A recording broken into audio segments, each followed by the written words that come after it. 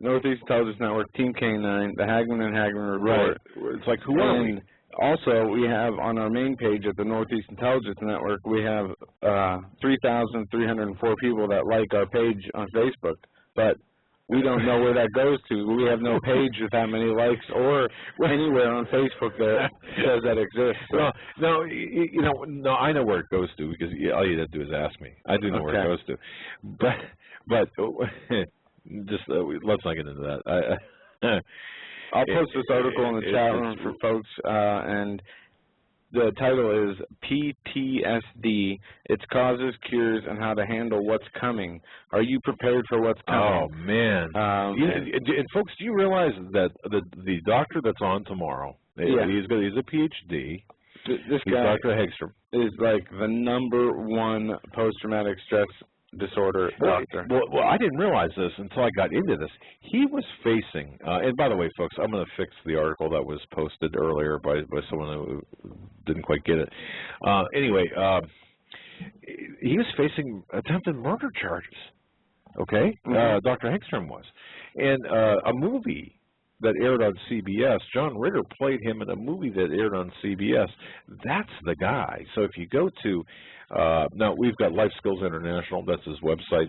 If you go to HomelandSecurityUS.com and scroll down a ways to, I'll fix the front page, but it's slightly askew at the moment. But scroll down there and click on Life Skills International. You can watch the trailer or watch the clip of the video. That's the guy that's going to be on our show tomorrow. John Ritter played that guy. Yeah. And I was shocked when I talked to Steve. Was it last night? It was today, earlier, I think. Last night. He gave me the info real quick, and he told me this guy's background and explained to me, why we were doing this, and I was blown away. I told him, this is awesome, Steve. Thanks so much for getting this guy to come on. It will be such a powerful show. But wait, let me just set this up because this is important. Steve and I were talking about this. A lot of shows have, we talk about, hey, look what's coming, man. It's coming. When we say, oh, it's coming. And I happen to be talking to Dr. Joyce Riley today from Power Hour with Dr. Joyce Riley. Okay. And I'm going to be on her show. I have it somewhere. I believe it's Monday. I'm going to be on our show Monday. I was thinking there at 10 o'clock, I believe it is, in the morning Eastern time. Very nice woman, and it should be an excellent show. She is very right. She is good name recognition. Very plus she's very good about the troops. But this was. What I was getting at, I guess, was the reason we have this up here is, or the reason we're having this gentleman on tomorrow from 9 to 12. It's a different time, slightly different time. Is look, we are all under stress, and I'm going to tell you.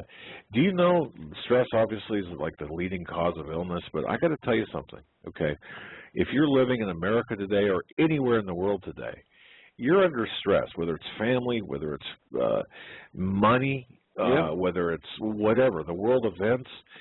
But we talk about it, and sure, you can go to the Bible and you can find solace in the Bible. You can seek guidance in the Bible. But here's the issue with this: there are practical things you can do to extend your life and extend the quality of your life. And if you happen to be suffering from PTSD, or if you're angry at your spouse, like, I'm like the angry man that Kansas sang. I think it was Kansas. You're too young. Angry young man. That's me a lot of times. And my wife says, boy, if people could really see, your level of anger sometimes. Yeah, I've seen it. Yeah, and I thought to myself, that's, to me, that's pretty sad and pretty scary because, and Steve and I were talking about it. He says, I get angry too. I got to say, you have been transforming yourself in a positive way over the last 6 months. Some of the, we used to go on investigations and out of town, traveling away from home for days and days, and we'd get frustrated, and we'd have arguments, and arguments with ourselves, with our bags, or our equipment, and the way you used to handle across the room. The way you used to handle situations you had no control over versus the way you handle them now is much better. I remember being in Naples, Florida one time and dragging the hotel desk clerk over the desk. Yeah. Okay. I mean, just another example. We were on our way back from Florida, and my father left his book of all his important contacts of very important people, and he left it at this hotel, and he got so freaked out about it. He's sitting there screaming and swearing, and going on for a half hour. Just yelling, and I'm like, Dad, we're all the way close to home, nowhere near Florida anymore. You can't change this, you can't get so worked up over something you cannot change. That's right. And that's, in AA, they have the saying, the prayer, the serenity prayer. That's right. Grant me the serenity to accept the things I cannot change, the courage to change the things I can, and the wisdom to know the difference. That's right. And that is, no, AA or not, that is a prayer that needs to be practiced by everyone. It doesn't matter, but certainly that's so. Folks, be sure. Look, this is not a commercial for tomorrow night, but just to tell you who that guy is and why it's so important to have him on now, because of the attacks on the veterans and the mental disorders. That's it. And not only the veterans, it's attack on anybody who has problems or is seeking psychiatrist help. Say you are feeling a certain way, you go in there and you want to talk to somebody, and before you get into 10 minutes talking with them, they're already trying to write your prescription after prescription of antidepressants and sleeping medications, and you're like, I didn't come here to get prescribed medicines. I came here to get solutions to the problem, not masks of the problem, right? And it seems like those doctors are far and few between that will tell you, change your diet, change your life habits first. See if those things work before we have to take the next step and possibly use medication. That should always be the last resort. Yeah, I agree. Getting away from some of the topics of tonight's show, we had a powerful earthquake in Costa Rica, 7.6 magnitude, that rocked Costa Rica, killing at least 2 people. This last article from Reuters states, I'm not sure if any more deaths have been reported, but there were tsunami warnings issued, and they were later taken away. But there were also landslides that closed roads, and this was the most serious earthquake to hit Costa Rica since a 6.1 magnitude hit in January of '09, which killed at least 40 people. Yes. We are seeing these huge earthquakes. I shouldn't say huge, but we are seeing earthquakes on a much larger scale. We saw the swarm of earthquakes in California, and after that, and in between that, a couple big earthquakes along the, I forget the San Andreas fault line, but the north, I forget the name of the fault that stretches from Alaska down through South America. A bad fault line. Yeah, it's a very active fault line. But it says this powerful earthquake sparked landslides, knocked down buildings, and briefly triggered tsunami warnings. Residents, their phones went down, electricity and water flowed through the out of the swimming pools from the severe shaking. Now, I've been at a few in-ground pools. I cannot imagine standing there and the earth shaking so bad that the water is just, gushing out of these pools. And I've never personally experienced an earthquake higher than a 2 or 3.0. So, yeah. But so imagine that, wow. Yeah. Now we have Leslie, a hurricane in the Bermuda right now, which just strengthened into a hurricane, the 6th hurricane of the Atlantic season. Leslie is moving slowly towards the Bermuda. Bermuda needs to be on high alert for direct hit. The National Hurricane Center in Miami, Florida, warned of a strong Category 2, borderline 3 hurricane is in effect for the weekend. Leslie's maximum sustained winds strengthened Wednesday and are now 75 miles an hour, passing the hurricane threshold of 74 miles an hour. I've got to tell you, I believe that the earthquakes, the hurricanes, the storms, and people say, look, they happen, it's natural occurrence. Indeed it is. Yeah. But when you have clusterings of earthquakes, when you've got storms like this, when you've got weather patterns don't make any sense. I think it's, you know, we're in this warning stage. You look at Katrina. You look at the devastation that caused New Orleans. Okay, yeah. And that happened right around the same time with the Bush in Israel taking people from the West Bank out of their own homes and never relocating them, right. but removing them from their homes, and how that affected America pretty much inch by inch, measure for measure. And, you know, it started along with the FEMA and the gun confiscations that opened a lot of people's eyes to what the government really will do, cutting off local communication lines for police and fire and EMS to establish their own communication lines, pretty much taking over the town. You know, that was a terrible situation, and thank goodness we have not seen a hurricane that bad since. Right. And I hope it stays that way. Also in health news, West Nile virus cases, deaths are still on the rise. We reported on this in the last couple of weeks. Cases of the West Nile viruses are up now over 25% in the past week, and expected to rise further over the next several weeks, the U.S. Center for Disease Control and Prevention said Wednesday. Does anyone, now do you think, folks, what do you think about this West Nile virus, given the fact that we've endured the biggest drought, you know, in decades? Yeah, that's a good point. But think about think about the warm summer we had, yes. which I saw many reports, whether true or untrue, that added to the amount of insects we saw this summer. Meaning there were more insects this summer, there were more. Okay. But I don't know, you know, with the drought, if that would have killed some insects off, or, you know, I'm not too scientific with those cycles, so I'm not sure. Look, I don't know either. Okay, but I wonder about this. I wonder if, well, you've got to kind of wonder in a way. Is there something else going on here? I don't know. I'm not a scientist, so I don't know, and I have not asked any scientists. But right.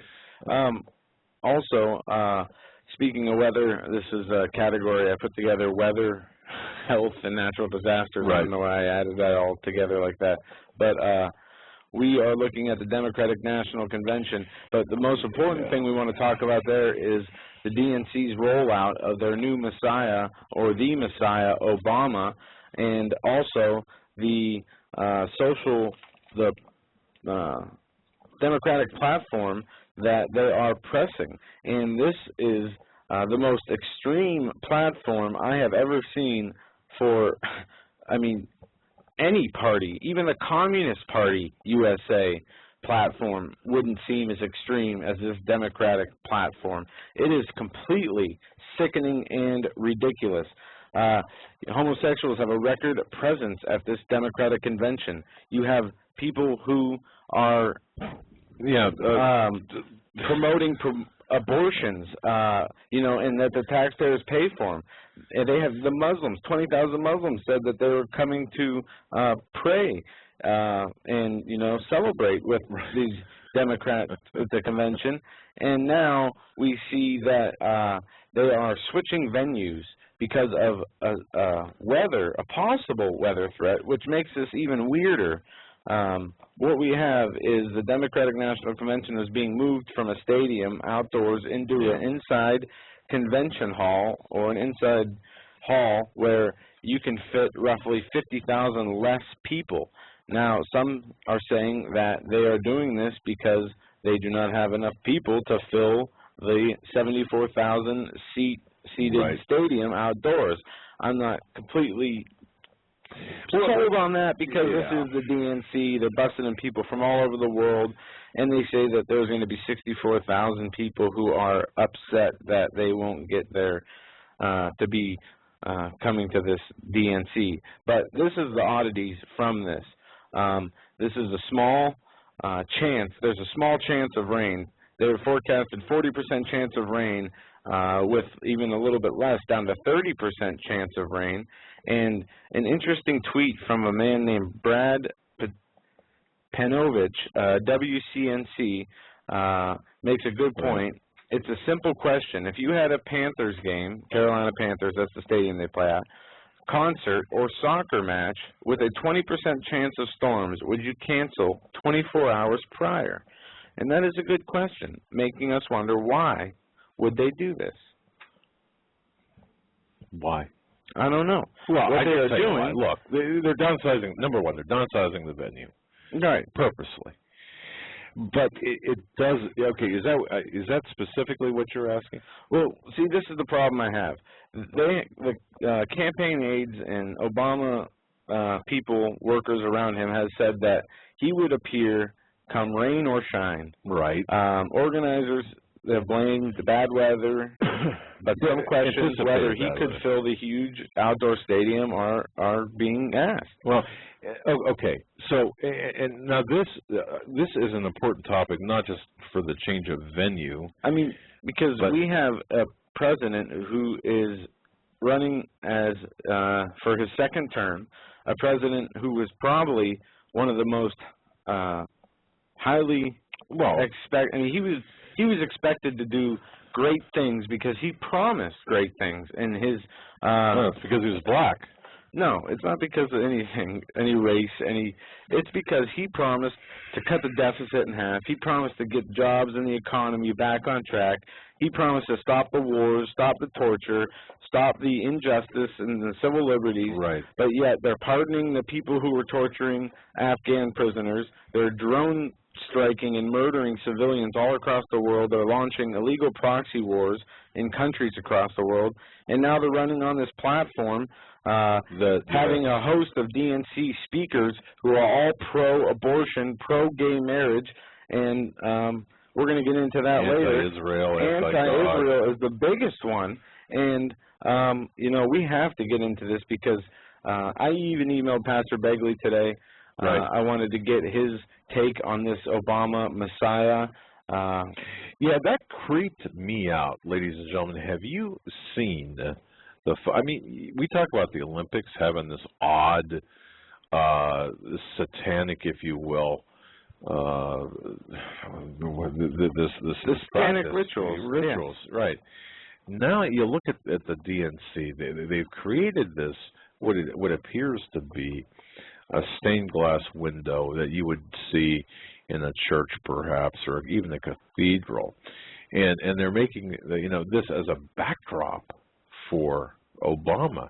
And there's artwork that is available in Charlotte that's which is the venue of the DNC, that paints or that refers to Obama as the Messiah, as the Savior, as the person who, and I'm going to tell you something, it's a little bit disconcerting when you see that. The DNC will showcase Obama as their Messiah on stained glass platform, selling Obama as the Messiah. For our false apostles, deceitful workers transforming themselves into apostles of Christ, and no marveled. No one marveled. For Satan himself is transformed into an angel of light. Therefore, it is no great thing of his ministers also to be transformed as ministers of righteousness, whose end shall be according to their works. That's 2 Corinthians chapter 11, verses 13 through 15. Right. And it goes on to say, street vendors across downtown Charlotte are selling posters and artwork depicting President Obama as Jesus Christ, and the Democratic National Convention is expected to feature a stained glass window backdrop during their meeting. Now, why is this so important? Besides the fact that they're trying to sell the president as the Messiah.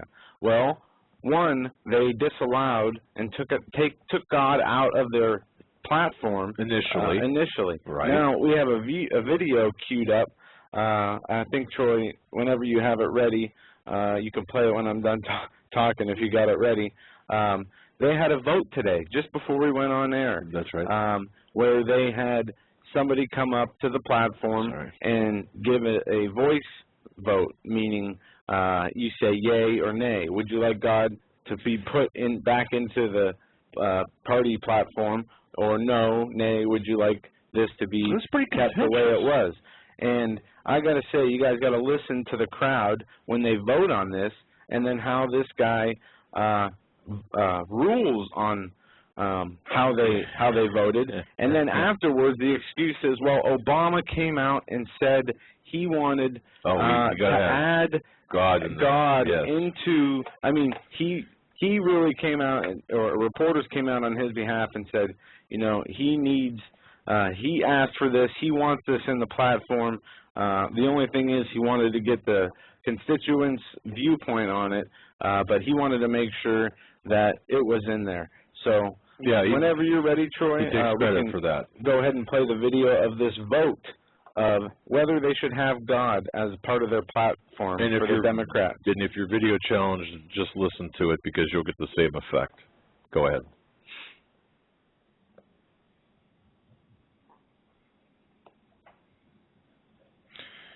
And we're working on that. I'd like to make your motion. Thank you, Mr. Chairman. This summer I was proud to serve this party as the Platform Drafting Committee Chair. As the Chair, I come before you today to discuss two important matters related to our party's national platform. As an ordained United Methodist minister, I am here to attest and affirm that our faith and belief in God is central to the American story and informs the values we've expressed in our party's platform. In addition, President Obama recognizes Jerusalem as the capital of Israel, and our party's platform should as well. Mr. Chairman, I have submitted my amendment in writing, and I believe it is being projected on the screen for the delegates to see. I move adoption of the amendment as submitted and shown to the delegates. A motion has been made. Is there a second? Is there any further discussion? Hearing none, the matter requires a two-thirds vote in the affirmative. All those delegates in favor say aye. All those delegates opposed say no. In the opinion of the... Let me do that again. All of those delegates in favor say aye. All those delegates opposed say no.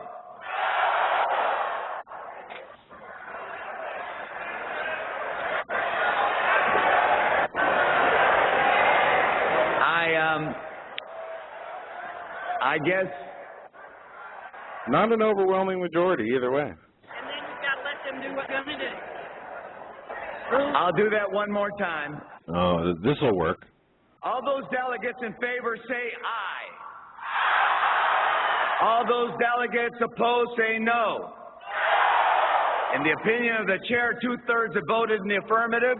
The motion is adopted, and the platform has been amended as shown on the screen. Thank you very much. Thank you. And for the people in the chat room who say it sounds 50-50, you guys are exactly right. That's the way I heard it.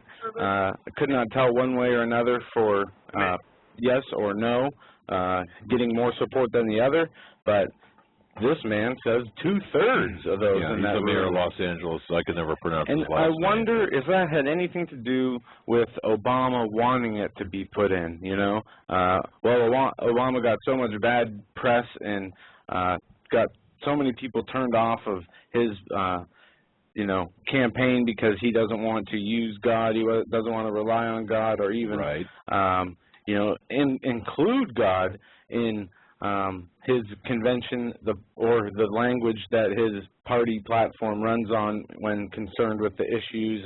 And I guess really the right decision would be to keep God out of his party platform. When you look at what the party platform is all about, higher taxes, abortions, gay marriage, Obamacare, amnesty, campaign finance, and Israel, and helping Palestine be created, you should keep God out of that, because you should not put his name next to things that are complete evil and godlessness. Well, let's be clear on one thing. All the presidents from forever basically said, oh, we recognize Jerusalem as the capital of Israel. That's something very easy for a president to say. Well, the whole State city Department. of Jerusalem. Well, fine, but here's, you know, if we had the courage, the fortitude, and the wisdom, we would move our embassy to Jerusalem from Tel Aviv. And that's the key fact here. Anyone can say, oh, yeah, I'm for Jerusalem, or I'm for Israel. And, of course, we should recognize Jerusalem as a capital, but those are empty words. Let me tell you something. Unless you move your embassy to Jerusalem. I didn't mean to interrupt you there, but I talked to a friend and a listener of the show today who told me, shared views with their family that they actually got into fights about, and this person was talking with their mother and asking them, well, why, Obama is not supporting Israel? And you're a Christian. You believe in the Bible. You believe that Israel is a nation that was created by God, and as it says in Genesis, those who bless Israel will be blessed. Those who curse Israel will be cursed. Is it okay? Are you okay with Obama moving away from Israel? And the response was, to the best of my recollection, yes, they were okay. We don't need to be that close of an ally with Israel. Obama's, doing the right thing pretty much along those lines. Who are you talking to? Well, I won't disclose that. All right. It's very heartbreaking to see people who call themselves Christians, and not only that, I'll add this, that because the reason they said that was okay was because they said they're not under Old Testament laws. We're under the laws of the New Testament. But if you looked at it like that, that would mean the Ten Commandments would not. Let's not get into dogma here or anything aside from the fact that we are commanded by the Old Testament to respect or to cast our blessings on the people of Israel. And we can argue all day long about, well, the current Israel is not the real Israel, or it's not. No, let's not go there. Let's just agree right now, because this is not what this show is about. But the fact is, the Democratic National Convention brought this up. If we had really had any desire to back Israel, we'd move our embassy to Jerusalem. We'd say, look, we're going to back you in the event of something, with respect to the Iranian situation. Don't forget 1979, folks. If you didn't live through 1979 as an adult, if you don't remember what happened to 52 Americans for 444 days, and the fact that the current president was the architect of that, one of the architects of that whole fiasco, and Carter's response, and don't forget about Bonnie Sauter, who, he's going to be a moderate. Bonnie Sauter is going to be a moderate. He's going to change everything. Well, what happened to Bonnie Sauter? He's in France. He got exiled to France. Folks, if you didn't live through that 1979 deal, in 1980 extended to where America was dragged through the mud, look, let's just leave it alone anyway. But yeah. What else I was going to get into here was the part of the I understand about Operation Ajax. I understand about that. I'm just referencing Bob. I understand Operation Ajax. Look, I do understand that. I understand what happened in 1953. I do know my history. I do know America's involvement in foreign policy. That's not, again, that's a discussion for a different day. All I'm saying right now, okay, about Jerusalem being the capital. That's all. And backing it. There's two different ways we need to look at Israel, in my opinion.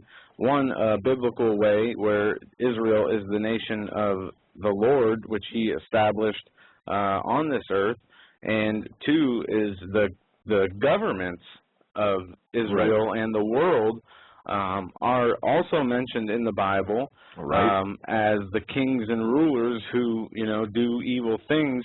And there is a difference. Just because we support Israel as a nation doesn't mean we support the government of Israel or their actions.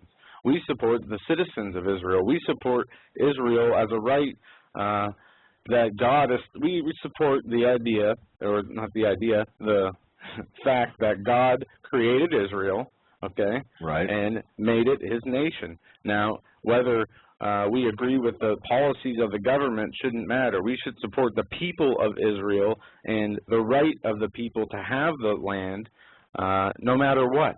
And yes, and let me just say this while you're talking about that, or in addition to what you're saying, when people refer to these armistice lines, or the 67 borders, and look, they're not borders, they're armistice lines, and they're indefensible. It'd be like, it would be indefensible.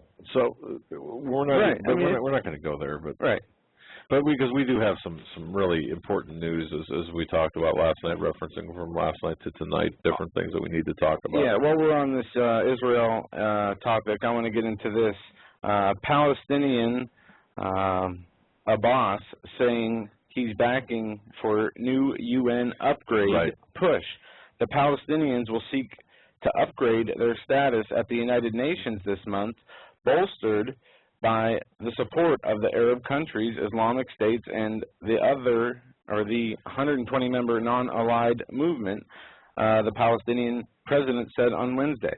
Now, what these people are doing, they are trying to say that Israel is Palestine, or should be given to Palestine, or should be separated between Israel and Palestine, that they have a right to the land, when historically, obviously, they do not have a right to the land at all. And I don't think anybody who has occupied Jerusalem or Israel in the times that it has been taken over, anybody ever claimed the right to that land. They were following out the plans of God, I think. God had this set up to, it was prophesied about how it would fall. It was, twice, and it was prophesied about many times, but Jerusalem is the only city in the Middle East right now where you can go to, and you can go to a church, a synagogue, and a mosque all in the same street. You can't do that in any other country in the Middle East. And we got a problem with from Israel say that they get along there. The people, the Muslims, the Jews, the Christians, the secularists get along. That's right. And it's just everybody else around. But it says in the Bible, and I'm not sure who read it on our show, but that Israel will become a burden. Jerusalem will become a burden stone in the end times, and I'll find the verse. And this is what we're seeing right now. Yes. Go ahead. So this previous attempts by Palestine to improve their formal status globally and be recognized at the UN as an entity with voting rights has failed. These Palestinian foreign ministers had earlier said they would ask to be made a non-member observer of the UN General Assembly later this month. But basically what this boils down to is the Palestine people, or all the refugees or whoever they are from whatever country in the Middle East they're from, forming together that come against Israel to try to take part of their land. This is a Psalm 83 war. A backdoor tactic to get in good with the UN through political favors from people like Obama probably, and Valerie Jarrett, and other communists and Muslims. Don't forget Valerie Jarrett's in the White House. Yes. And a backdoor way to get the UN, to get in good with the UN, get recognized as a nation, as a government, and then they can go ahead and say, well, look, we're going to have a vote, and we're going to see if Israel belongs to Israel, or if it belongs to Palestine, or how much belongs to who. And that's what they're going to do, and that's what they're trying to do. And we are seeing the beginnings of the Gog and Magog war. We were seeing that with the Arab Spring, with the allegiances being drawn with Russia and China, and the war between Iran and Israel that's possible, and America. On either side, who knows where we are with that. You've got your Psalm, and this is how I believe it's going to be. You've got your Psalm 83 war. You've got your Gog and Magog, and then of course Armageddon to round things out. And I didn't really want to go down this road this heavily, but it's important, I guess, now, because it is important. Now combine that with what you just said with the. If you go on the for example, Fox News, you'll find it on various websites where they've got these images like we talked about earlier with respect to Obama at the DNC. Yeah. The pictures, prophecy fulfilled. Like you mentioned this earlier, but I didn't see that photograph, this artwork. And we're not going to put up or really get into what we have written, because we got 2 good articles coming out, one on this Obama Messiah and one on another look at the purchase of DHS bullets and preparedness equipment. So hopefully those will be out in the morning. But I'm just very upset at this artwork that supposedly portrays Obama as Jesus. Now, if you can look at it perhaps another way, when it says prophecy fulfilled, and although it does, it's a picture of Obama in a prayerful position. That is, the Bible is open up, and you can see Barack in the Bible. The thing when I see prophecy fulfilled, I'm not thinking that he is the Savior. So I guess you can look at it different ways, but I just wanted to bring that up since we're talking about Israel. Ladies and gentlemen, give us a call if you want to jump in on the conversation. The number is 661-244-9839. That's 661-244-9839. We will be taking your phone calls on any issues we have covered or you would like to cover, or anything else you'd like to talk about. And thank you. We have reached 504 likes on our Team K9 Facebook page, and we really appreciate that. And for those of you who don't know, we also have a Hagmann and Hagmann Report Facebook page. If you're interested, I didn't even know that for a while. And we got a couple hundred followers over there too. So we put all our show updates, information, things like that there. You do, yeah. I take care of the website. You take care of the other. But thank you for doing that. Now, okay, the news that we have to get into, some of the most important information.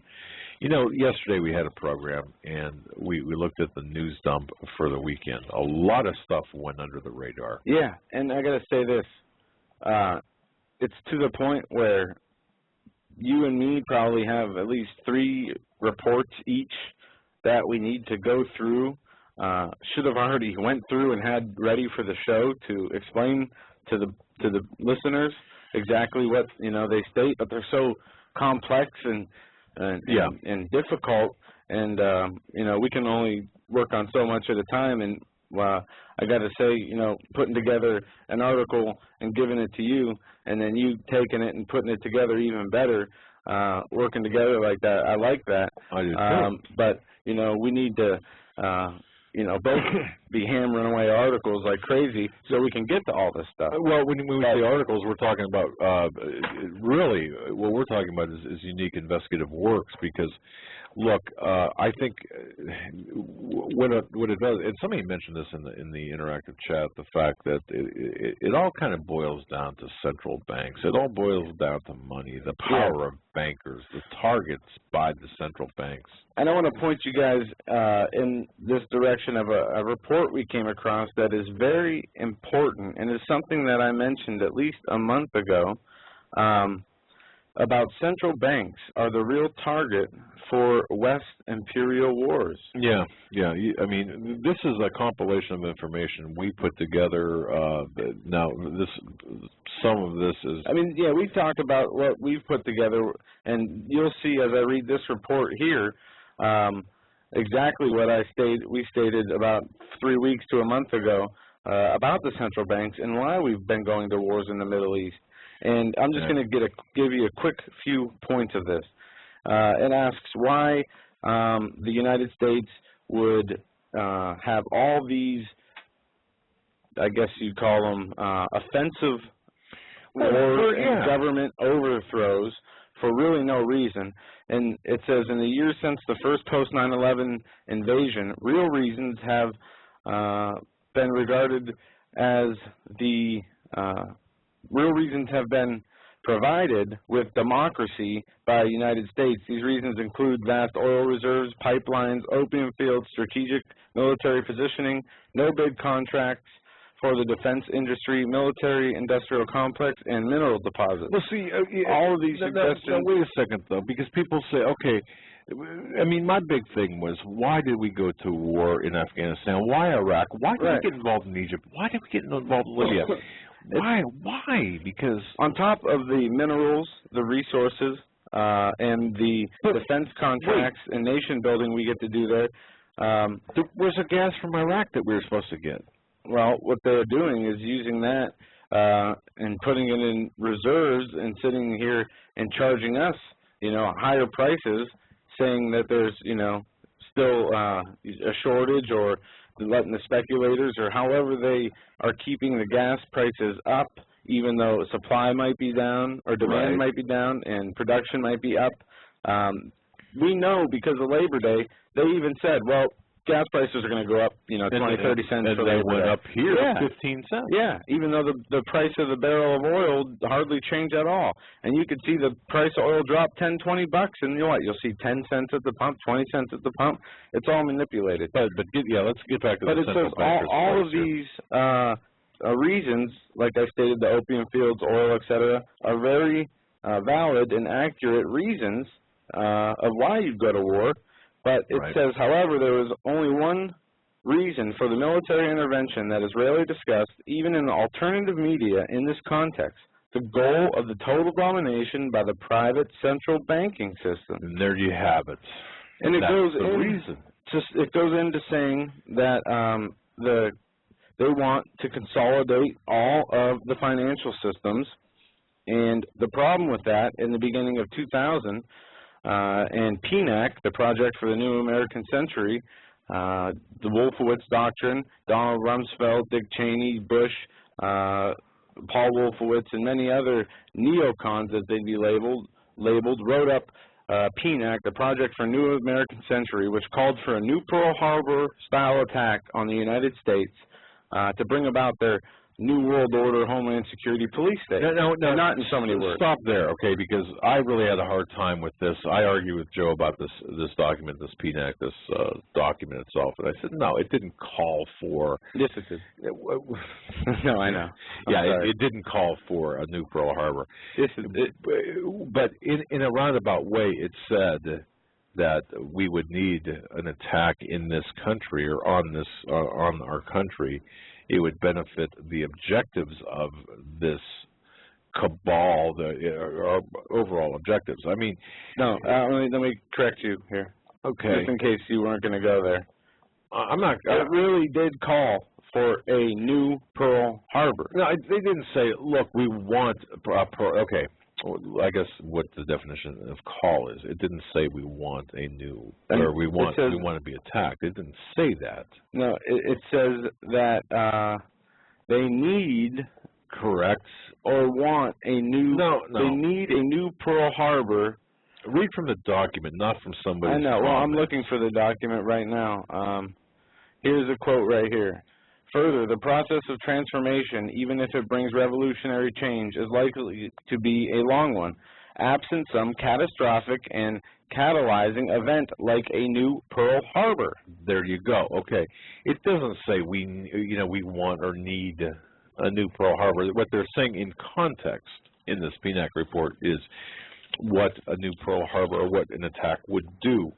No. But now, okay, so we look back at this document. Did that accomplish, did 9/11 accomplish what the goals of the PNAC document?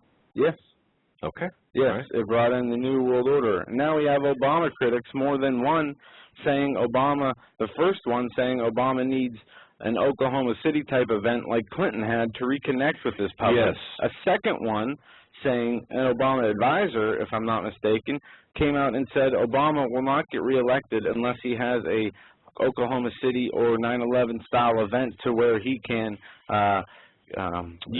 bring the public together under such a devastating event. Right. And when you have people who are inside the White House administration, inside the government, saying these things, it is an open call to people in special ops, the CIA, and other people inside the administration who will pull these things off in order to bring about or try to unite the people of America together. Now imagine some scenario where America was devastatingly attacked tomorrow. We'll say, 3 cities were hit by suitcase nukes. And that's a possibility.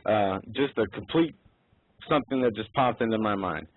What's going to happen? The people are going to rally around Obama as he stands up there and reads from the teleprompter how he is going to make sure he brings justice to all those responsible and they're going to enhance security, and et cetera, and maybe he gets some short-term results. The people will rally around him like he is the Messiah. Okay, that's true.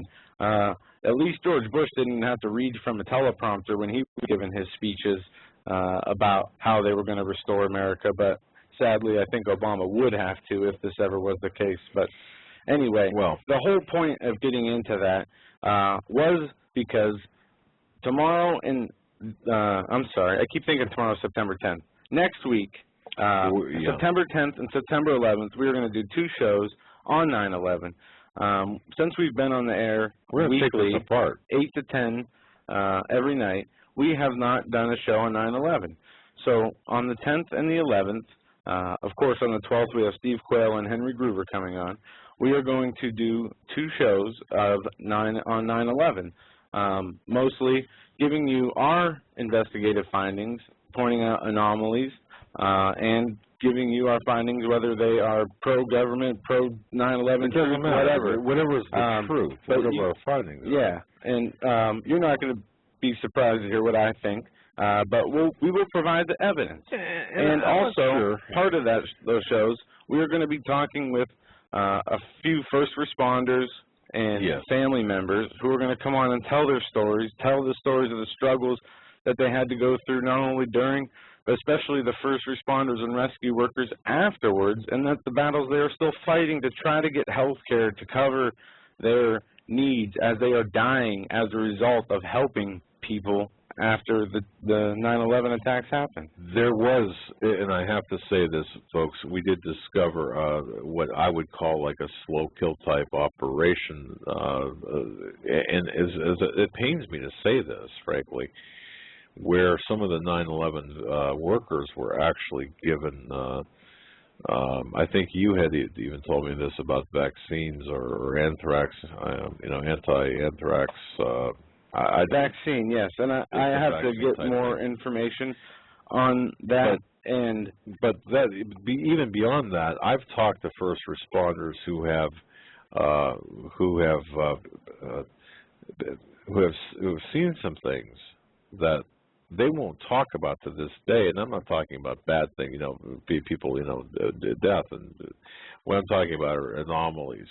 And these are the people, by the way, that I'm trying to get to come on, if not for 5 or 10 minutes, just to talk about what they saw. And 2 people I spoke to already won't even do that. They're afraid. So that makes me believe, in a way, that there is something else going on. I mean, obviously, I don't believe the official narrative of 9/11. But then again, I don't believe that I don't believe that the cartoons of Dick Cheney in the basement with a remote control, guiding the planes into the building. Of course I don't believe that. As always, the truth is somewhere in between the 2 extremes. And I'll tell you exactly what I believe right now without getting into too much detail. The government was involved in 9/11. To what degree, I am fairly certain, but I will tell you this: at the very least, they let it happen. Well, mistakes. Not only were mistakes made, but I think things were covered up. What bothers me the most was how the 9/11 Commission operated afterwards, and the fact that there were things covered up from that. So. Yeah, and we interviewed Richard Gage last year. We can bring a few couple-minute audio clips of some interesting things he had to say and points he made. We will have those available for the shows next week. And why are we bringing this up now? Why is this important? Well, I'll tell you why.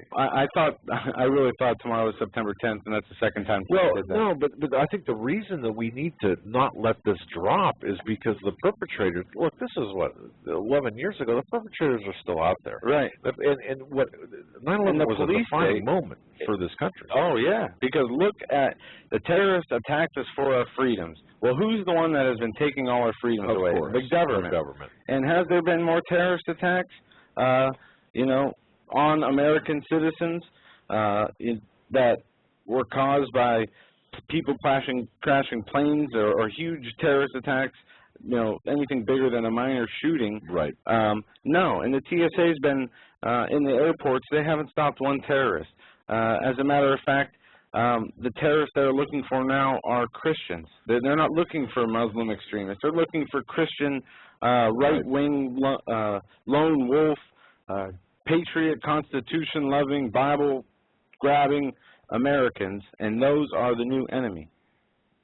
I have no problem. Yeah, I mean, it's just amazing. And I just got distracted a little bit here.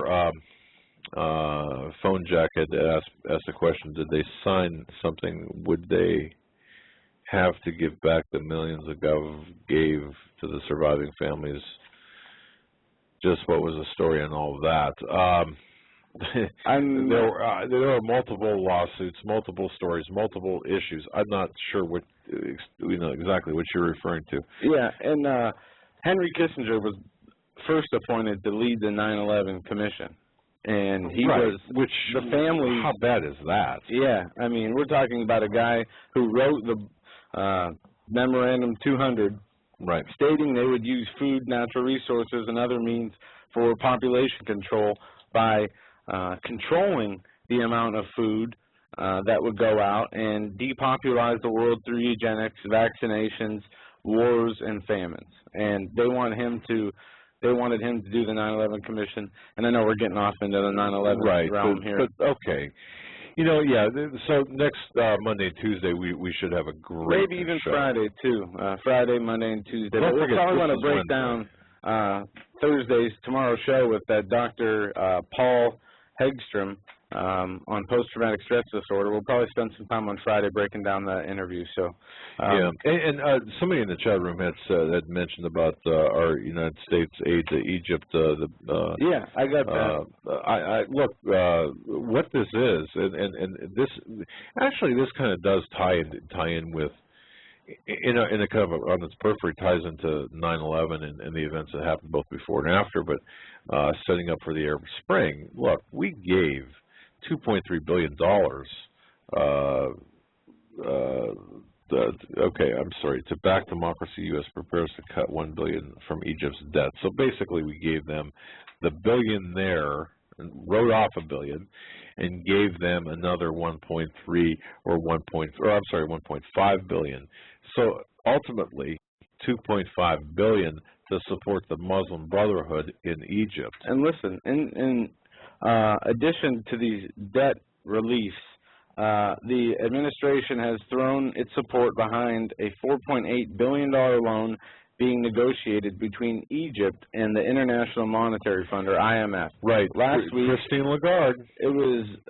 It dispatched the first of two delegations to work out details of the proposed debt assistance, as well as a $375 million financing and loan guarantee for American financiers who invest in Egypt, and a $60 million investment fund for Egyptian businesses. Now, you, me, the average hardworking citizen, business owner, minimum wage worker to whatever we do in our daily lives, could go have a successful business, know it's a tight economy, be a little short on capital, go to a bank for a mere $20,000 loan to cover their, employee expenses until their business picks up, and will be denied over and over and over again. We will be harassed for, a $50 charge to the IRS that turns into $6,000 after 2 years of not paying it. You will be SWAT teamed if you don't pay your student loans. But we're sitting here giving away, as we reported yesterday, $16 trillion in secret bailouts given to banks and financial institutions, both here in America and all across the world.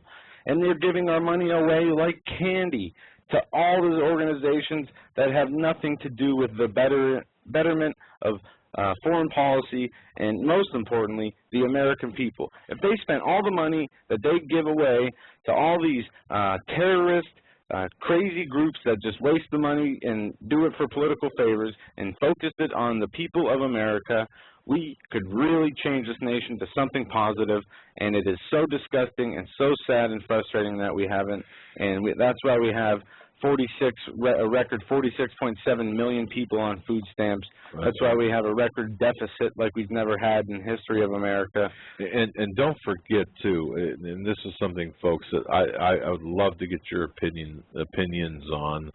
But I believe, you know, you talk about the various stimulus. By the way, I mean the $788 billion stimulus package that this administration said, well, we created 300,000 jobs, I believe, which is not true during that 3.5-year reign so far. Yeah, it comes out to about well over $250,000 per job. So can you imagine taking $787,000 in stimulus money?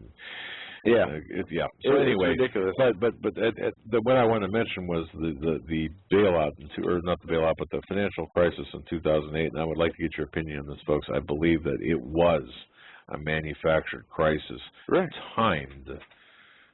Specifically timed. Now, I'm not sure because Bush could not run again, but certainly I think did this affect McCain? Well, I don't know, but behind it was a planned. I think it had more to do with the urgency for the financial institutions to back up their books or capital more so than the timing of elections or anything else. Yeah, I mean, in all investigations, we have to follow the money, and I think we need to follow the money. I really do, and that's one thing we're going to do with 9/11 investigations. Follow the money.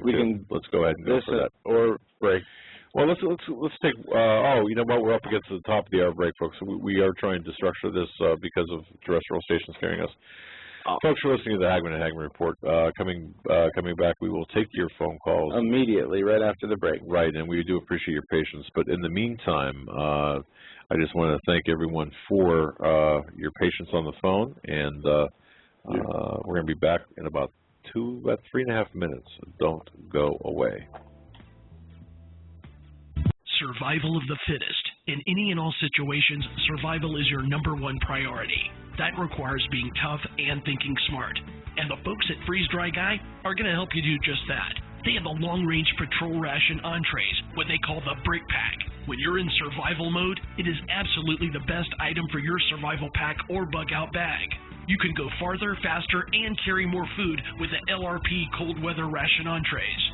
Not only do these long-lasting, durable entrees help sustain you or your family through the harshest environment or situation, they are by far the most delicious of their kind. No contest. With a variety of tasty entrees, you can't beat the LRP Brick Packs. Let Freeze Dry Guy help you in your survival situations. Go to freezedryguy.com. That's freezedryguy.com, or call 866-404-3663. That's 866-404-FOOD.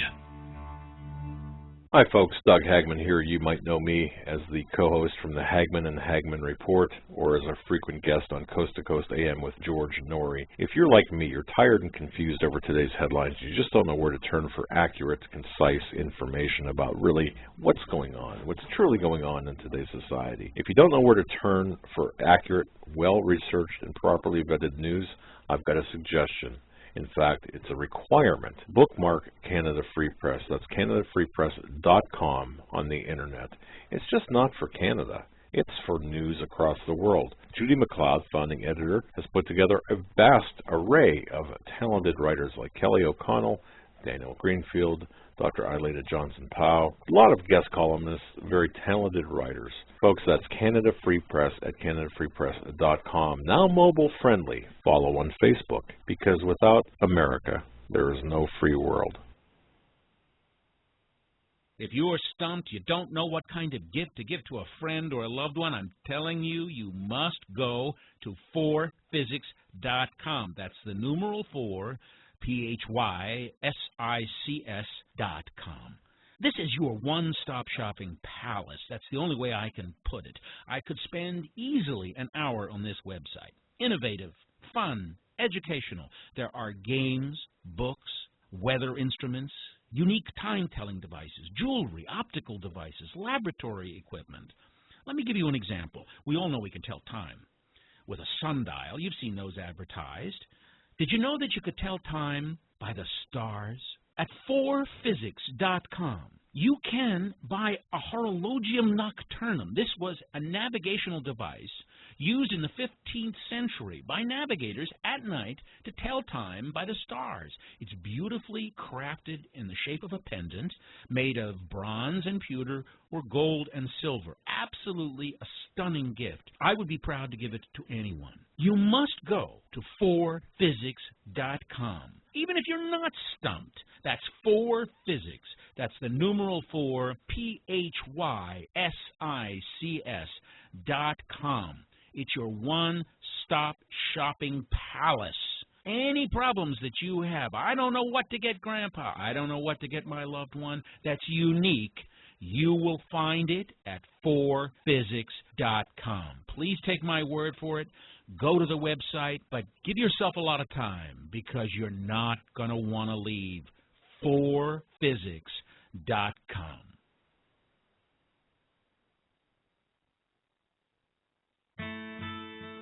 You better wake up fast and listen to this, America. The Obama campaign has launched attack squads disguised as truth teams dedicated to intimidating and silencing all political dissent carried over the Internet that criticizes the Marxist Obama. Truth Squad specifically focused on covering up Obama's endless trail of lies, corruption, and subversion, and using the Gestapo power of our own government to police and censor the Internet and shut down websites that dare to carry the real truth about Obama's Marxist coup. Remember the names of these Gestapo-style agencies at work right there in your neighborhood. KeepingHisWord.com, KeepingGOPHonest.com, and AttackWatch.com. KGB, SS, and Gestapo-style police-state gangster organizations at work to silence the important voices of patriot dissent, some of which have already been shut down by Obama's orders. Adolf Hitler would have been proud. We're the 21st century Tea Party patriots.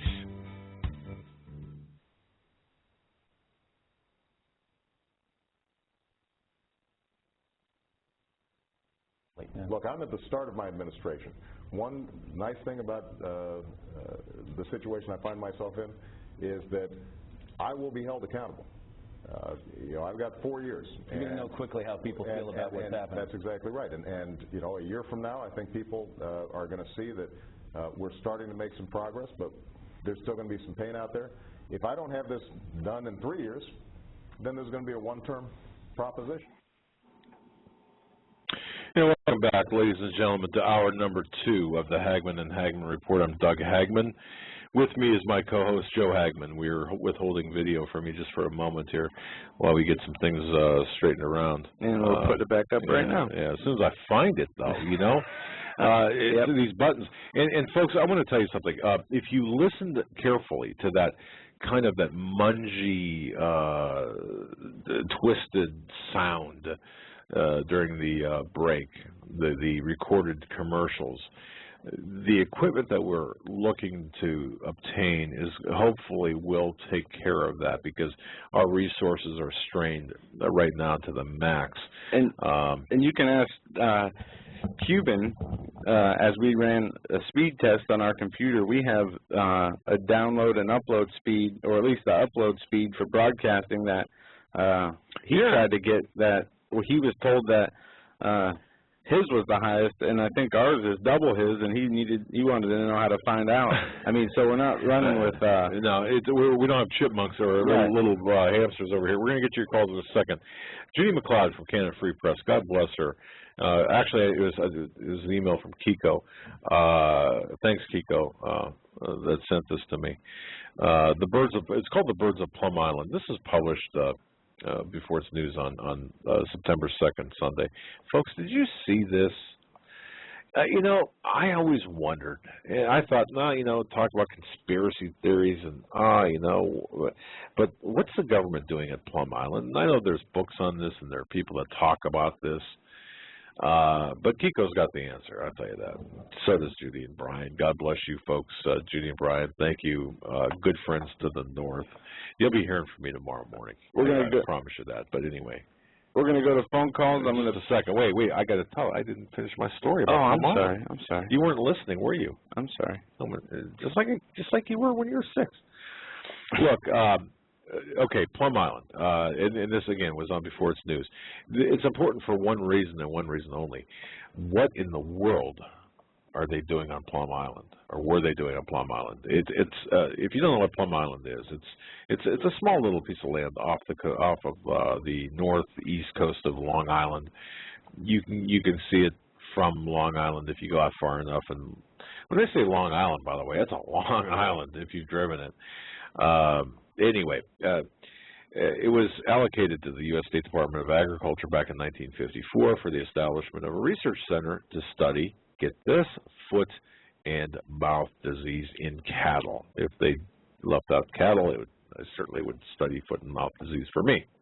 Anyway, in 1994, dead bird specimens were found outside, open to the air, and in the facility. In 1995, the Department of Agriculture was fined well over $100,000 for storing hazardous chemicals at this place. Okay, unsecured, left out in the open. Can you believe that? Of course you can. It's the government, right? Well, in 2000, an application was made to upgrade the biosafety part of this facility. Well, it's a biosafety level 4 center studying human as well as animal diseases. Well, here's the deal.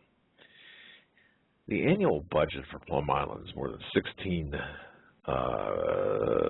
million. And again, they haven't changed their course. This is supposedly for the study of foot and mouth disease in cattle. But in late 2002, they decided to transfer the facility from the Department of Agriculture to the Department of Homeland Security. Oh, look at that now.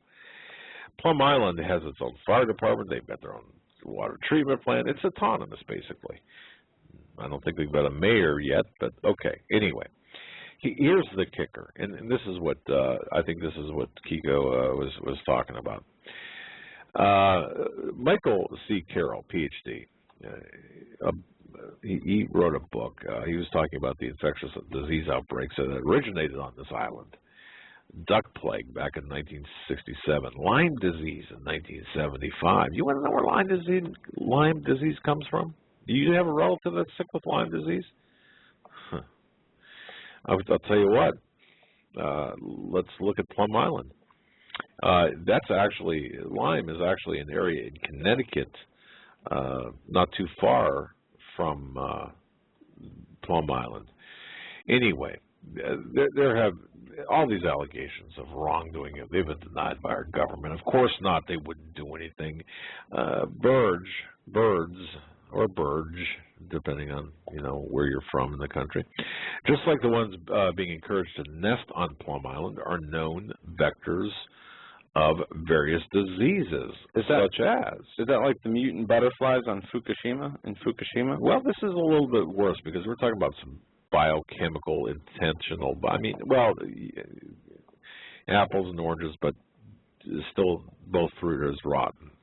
You've got avian flu. You've got avian tuberculosis. I didn't even know birds can catch tuberculosis. And you've got like this whole litany of diseases on this. But when they're laboratory like designer engineered these viruses, they're exotic. Right. I mean, what they can do is take an ordinary virus like the H1N1 and turn it into the H3N5 where there's no cure, and they can spread it, the quickest way possible. I mean, they mutate these diseases on purpose. You can guarantee that most of these diseases that people suffer from that have not been around for a long time, that are rampant now, especially, things like autism, Alzheimer's, yes, those learning disabilities, and other. And that makes me angry. Yeah. If you have a parent, a loved one with Alzheimer's, and you can trace it to a man-made product, you should be damn angry. And if you're not angry, and you should be looking for the reason why. And that's why I'm not big on like the Cancer Society, these big agencies that all they do is churn money and put money in the pocket of administrators. Not that some don't do some good. I'm not picking on. I just use that as one example. But anyway, let me get back to this. And can you believe this? Plum Island, they've actually got the bubonic plague there, okay? Yeah. Okay, but anyway, what I think what Judy and Kiko and Brian were talking about is this. This facility, which is run by DHS, they've flouted the rules so blatantly. And before you continue, have you seen the Montauk monsters? Yes, yes. Okay. What are those? And there's also been a humanoid found on the beach. It looks like you when you were a baby. That one. There's been a man with really long fingers found there one time too. There's no pictures of that. That's your crazy uncle. Okay, but anyway, no, seriously. There's genetically mutated animals and people that wash up on the shore. Yeah, and sometimes you have to make light of this only because it's so sickening. But here's what's the interesting part of this. The government looked at the possibility of selling the island as a means of helping reduce our national debt, as if, right? Okay.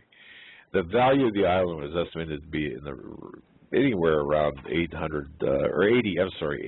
million to $150 million. Well, just to clean up the island before they could sell it. Just imagine having a house and you're going to sell it for $80 million, but the cleanup of the house would they can't even estimate how much it would cost to clean this island up. That's how bad things are there. So what's there? The diseases. Yeah. And again, I think it's an important story. People have to understand that we are engaged in this government. If people say, well, and all this conspiracy nonsense. Well, look, well beyond the cattle, foot, and mouth disease that this was intended. And I want to thank Judy for sending me that, and Kiko, thanks a lot. But go ahead, let's get. We have to get the phone calls as well. Yeah, I'm just going to read the title of this article. I posted the article in the chat room. Feds seek prison time for Obama hope artist. Yeah, what's that all about? There was the man who they say federal prosecutors want Shepard Ferrari, the artist who created the Barack Obama Hope poster, to serve time in prison following his misdemeanor conviction for destroying and fabricating documents in connection with a civil lawsuit over the iconic campaign image. Anyways, if you guys read the article, you'll get more there. I don't want to keep these callers on hold. No, but that's an interesting. That's called payback.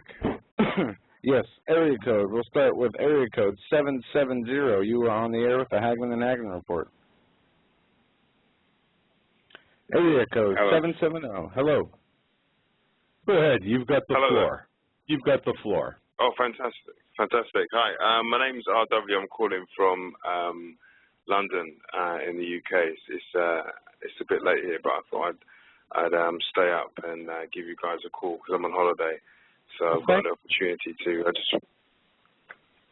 just want to say, your ministry is fantastic. You're doing an absolutely, brilliant job. Obviously, a lot of the content and the topics are focused on the US and what's going on there, but it still is an eye opener for I think the whole of the world really, and really. I was praying recently, and I asked God, why aren't there the equivalent in the UK? Where's the UK kind of watchman? And what he said to me is really there isn't in the same way. I wondered why, and then I realized that even though you're a watchman in America, you're actually watchman for the church, and the church isn't in any one place; it's all over the world.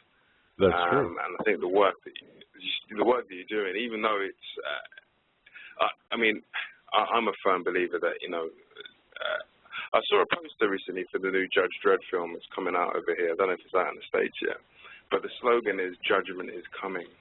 Oh. And I remember thinking, that's quite ironic, because I truly believe that it is, and it will hit America, I think, first, but it will have shockwaves across the world. And much of the church isn't, I don't think, aware of it, isn't ready for it. And the reason why I say America first is because if you look at the Western world and look at the church, and look at evangelism, it really did. Obviously, the UK played a big part, but America played played a massive role in spreading the gospel around the world. And to turn away from God as much as she has done is, you know, it's not going to go unnoticed. It's not going to go well, is it? Now, if I'm honest, no. Yeah, and the British are supposed to be the king of understatements. But caller, you're calling from London. How can we best? How can this program best serve the United Kingdom? You know, even if it's what should we pay attention to in the United Kingdom or in Europe that would help you or help the people of the UK or Europe? What can we do during our show? And not only that, well, let me answer the question first. Is there anything that you off the top of your head? I personally, I think that because there's just simply so much going on. You know, you guys are moving to doing this full time. You would need a massive team to be able to pick up on everything. I just don't think that's possible. But I think that if some of the content could be broadened to, I know you deal with a lot of the kind of political stuff in the States, and I don't think it's a matter of dealing with political stuff in the UK, but I think it is a matter of looking at, and you have done in the past, and you continue to do so, but some of the more, what's the word that I could use, some of the more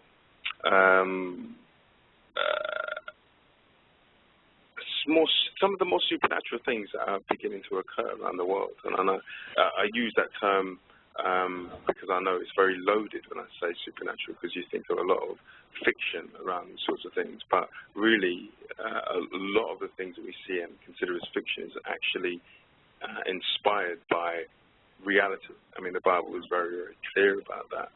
Sure. And I believe that this time that we're moving into, we've kind of lived in a bubble because we live in a materialist age, which is quite strange. If you look at human history, we are a group of people that have believed this nonsense about the material world is all that there is, whereas ancient people knew full well that there was another world, and its influence on the world that we see. And the Bible talks about the seen coming from the unseen, and as strange as it sounds, I mean, we're talking about zombie attacks. I know Steve Quell was talking about years ago, but now we're actually we're really seeing zombie attacks, and it's crazy.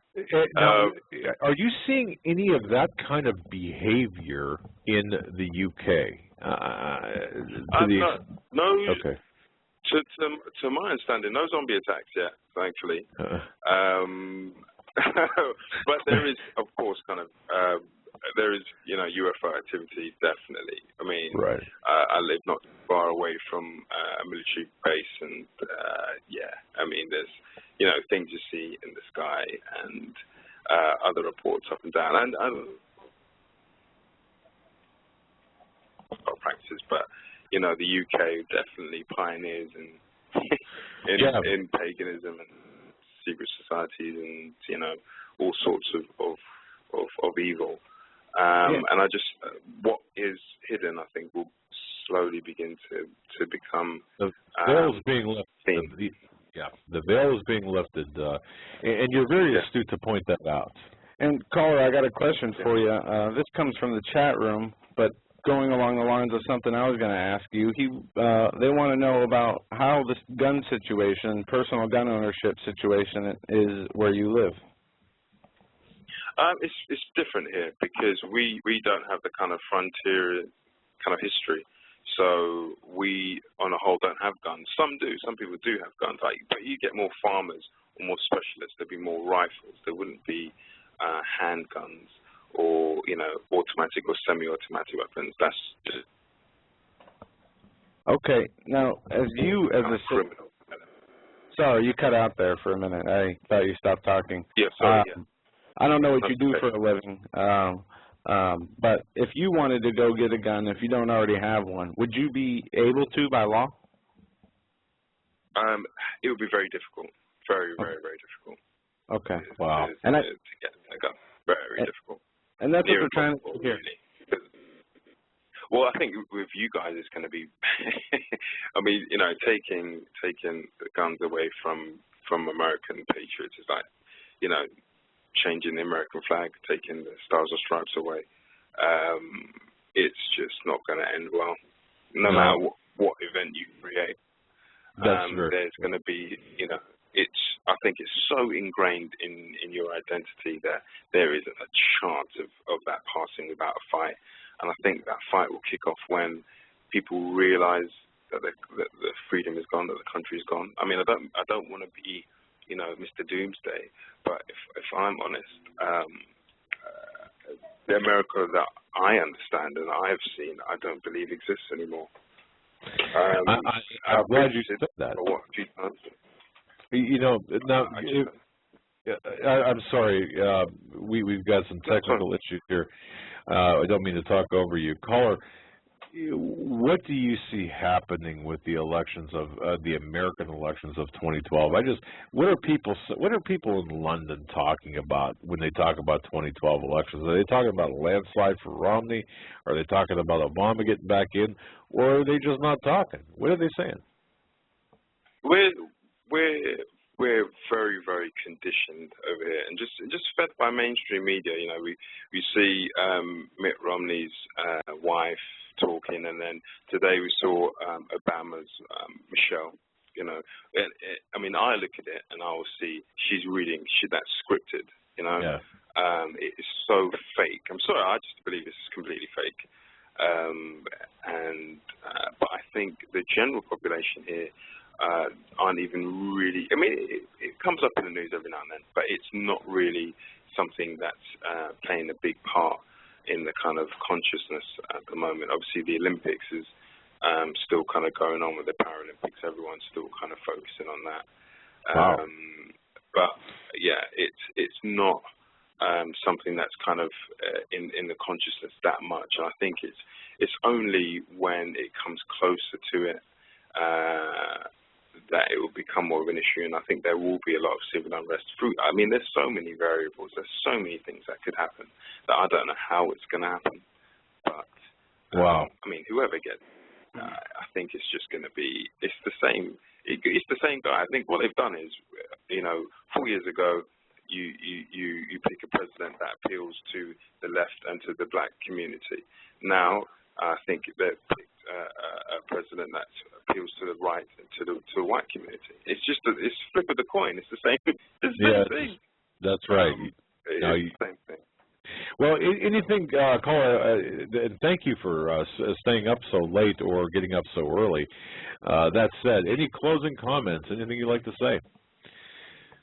I'm really looking forward to Steve Quayle coming on tomorrow. Yeah. Huge fan of the guy. I think he's an amazing guy. I think, you know, when he's on, he just goes for it. I think that's brilliant. I think you made a statement a little while ago about Watchmen and them coming together and stuff like that. And there's a few people that I've read and kind of have seen online. I would just like to kind of mention a couple of them if anyone's interested in, you know, kind of viewing their website, viewing their material. That's one thing I'd like to say before I go, if that's okay. Go ahead. Sure. Fire away. There's a guy called Russ Dizdar. Probably heard of Russ before. I don't know if you've ever had him on. Yeah, Russ Dizdar. Steve Quayle knows about him, so you can ask him about him. And he's written a book called The Black Awakening. Yes.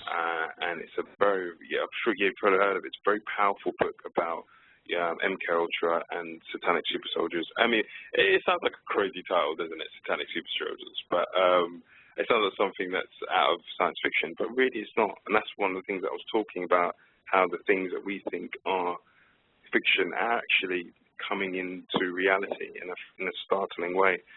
But yeah, that's a great book, and I think every believer should have that book and understand what will occur in the coming future as the years go on. There is also a book called by Jim Wilhelmsen, I think that's how you pronounce it, called Beyond Science Fiction. A great book. Again, he kind of goes to the Bible and has an understanding of today's technology and applies it to what the Bible is saying in prophecy, because I think a lot of things are being revealed now. And finally, there's a guy called Dr. Scott Johnson. He has a website called Contending for Truth. And he does something very similar to you guys, in a sense, but he does it weekly. And he kind of goes through a lot of news articles that would really be relevant, primarily to an American audience, but I think to Christians everywhere. And the one message that I would say, the final thing before I go, is people ask, what do I do? Because sometimes you hear all this stuff and it sounds so dark, and you get kind of like, oh my God, what's going on? And I think, of course, there's preparation. I think that's very important. With if you can buy silver, or if you can get food, all those sorts of things. If the Lord's saying to go somewhere, go to that place. But I think for everyone is prayer. I think that is absolutely, we undervalue its power. And it's the one offensive weapon that we have, really. I mean, there's physical things we can do, but with what's coming, the only offense and only line of defense is our prayer. So when we hear about these things, we can pray about it. We can be salt, because the Bible says that we're salt. And when he says we're salt, he means, salt it doesn't stop decay, it slows it down. And I think we can push back prayer. I think that's very important. So. Well, look, we appreciate your call, and certainly we thank you for listening. And any time, you please feel free to call back again. And yes, please call back. We have several more questions we'd love to ask you. Yeah, indeed. But thank you very much. God bless you, sir, and stay safe. Yeah, stay safe, and have some fish and chips on me. I will do, definitely. Thank you. God bless you. And I got to say, we've been getting a lot of calls from, the UK, or I should say a lot for us, some from France, Wales, a couple other places. And we are somehow spreading internationally, and I love it. I love the UK callers. If you guys are listening in the UK, even if you hear this on the archives, whenever you have a chance to call in live, please do so. We'll take your calls. We would love to hear from you. Yeah, indeed. And anywhere else in the nation, for that matter, on top of that. Let's go to another call. We are going to go to area code 660. You are, I'm sorry, 630. You're on the line with the Hagmann and Hagmann report. Area code 630. You're on the air with the Hagmann and Hagmann report. And we are going to put you back on hold, and we will come back to you. Now, folks, look, we understand. Somebody had written to me and said, boy, sometimes you give callers too much time. This is a caller-driven show, a listener-driven show, and I understand that we do give people a little bit more liberty, especially if they call from overseas. But I think that was a great call, by the way. I really do. I mean, the great calls, the good calls, great and good both together, definitely outweigh. I mean, we don't hardly get any bad calls. No, and we're still trying to find our footing on that. But now that having said that, I'm not sure which call I answered. Did we do this? Well, I don't know. You know what we're going to do? We're just going to take the callers in the order in which they were received. The 631. You're on with Doug and Joe Hagmann. Hello, Doug. Hello, Joe. Hey. Hello? My friend. Yes. Oh, Doug. Dave. I don't know if you received that email I gave you. I'm sorry, it was a long one. Wait a minute. Hello? Wait a minute. When did you send it? Because the same day. The same day. But you look. I don't even want to talk about it. If you got it, you got it. You got my number. If you want to contact me, you got this number. Yeah. You know. All right. I just wanted to say, after you said that thing about the island, boy, I'm choking over here. Excuse me. That's right there. Well, we reported on this a while ago that they were moving this to Kansas State University, I think, right in Tornado Alley. Yeah. And have you seen anything over there? I mean, seriously, because I've been on Long Island. I've been out in the we've been to Hamptons. Yeah, Hamptons, Riverside. We've been all over. I don't know too much about it. I know what goes on there. I didn't know all the things like you mentioned. I do know that people on the North Fork that are close by there, they live pretty long. They live into their 90s. I hear it, because there's a news station that you can go on and listen to, different things. They give the death of the people when they're going to be buried and everything, and you hear their age. And it's more, they live longer, actually, on the North Fork. Wow. You know what I mean? Than where I am around here, and even going closer toward the city. That North Fork area would, look, the cost of living there, I couldn't even afford the... Oh, yeah, it's like wine country and everything. Yeah. Wine country. Yeah. So when I listened to a thing on when I first came on, and I love the people out there. Thank you for all. I feel a lot better. I think I had something maybe from that place, but I took some of that silver stuff, and it wasn't doing. I did some research, and I'm going to get some from Steve Quayle, because I found out his is like really good, but I just took some of that from this health food store, but I don't think it's really that great, But I know Jason is out there, and I saw his little thing, and I got something for you, Jason. Look, I saw your post, and I'm reading like Obama. I saw your post in the chat room about asking for prayers for you about drinking. I also will keep you in my prayers, but Jason, it's you, and it's your faith in Jesus that will be the main reason for you stopping your drinking. Remember what Jesus said, Jason. The path to heaven is narrow. It's a very hard path to walk, Jason, for all of us, not just you. Time is close, very close, Jason. You don't want to mess up and miss heaven, all right? You don't want to be down in the pit of fire with Obama and his likes, all right?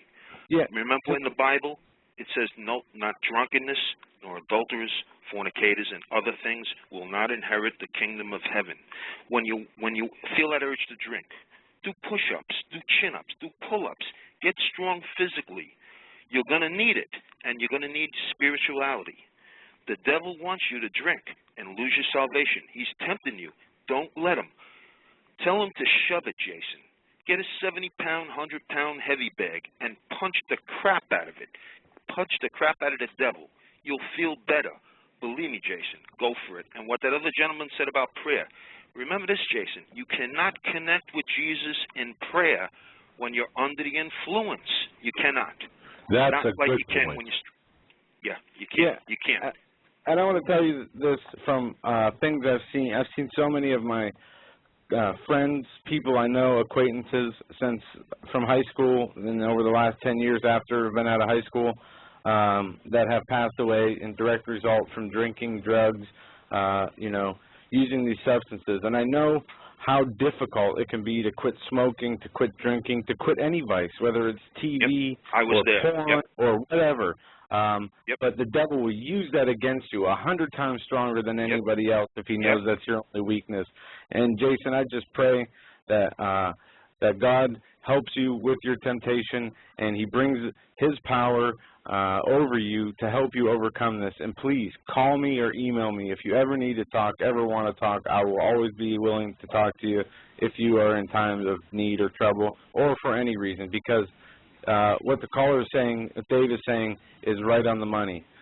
We need to be under God, and the only way we can do that is to be sober, to be vigilant, be patient, and not giving into temptation, living by his word. And God bless you for trying, Jason. And I hope, I hope this gets resolved soon. Right.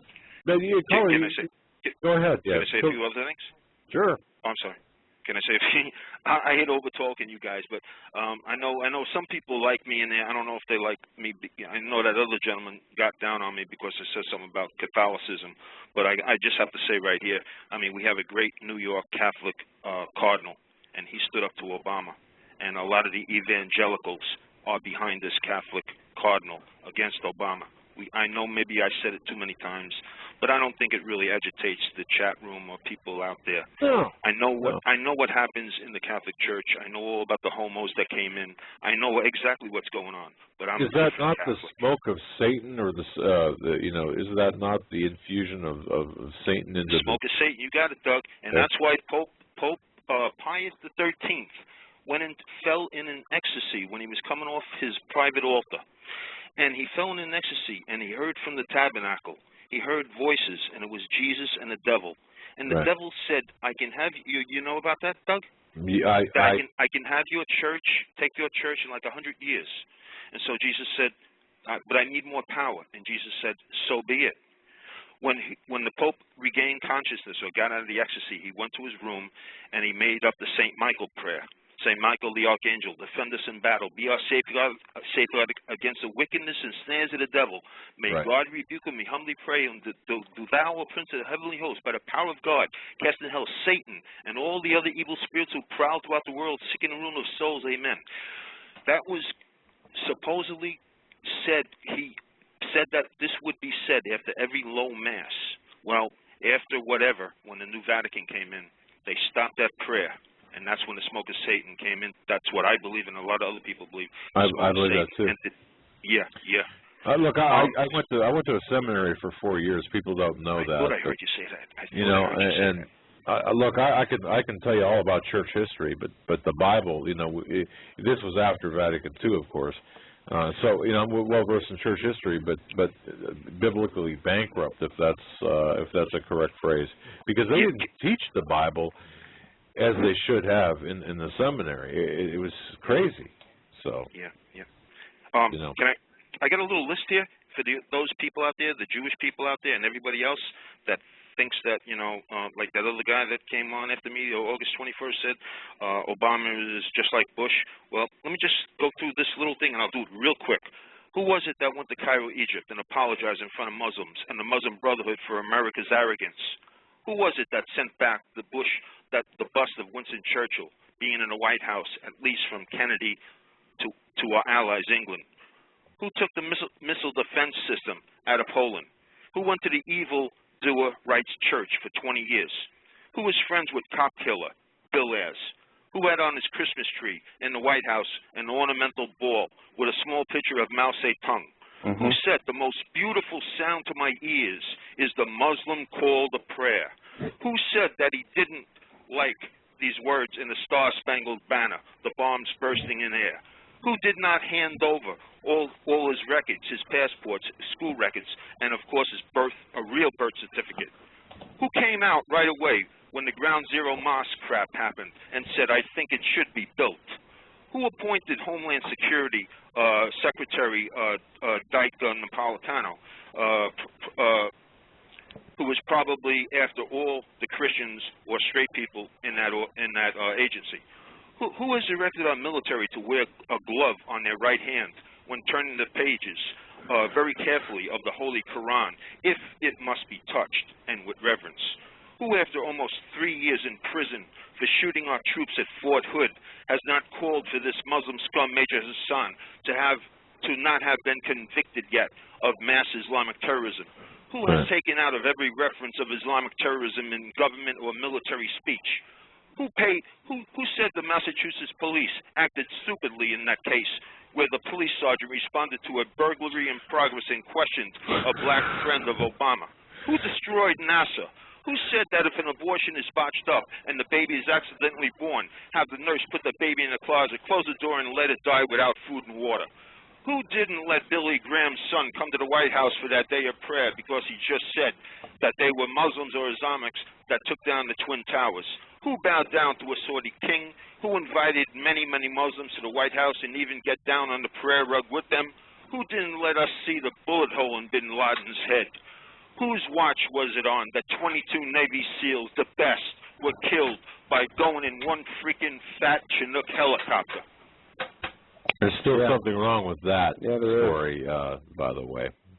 I like your passion, caller. I do. We do. Look, you got to take you got to take these things one day at a time, one issue at a time. But I'll tell you what, you're 100% right. I'm asking again for prayer to send a shaking to that demon. I had it down here somewhere in all these pages.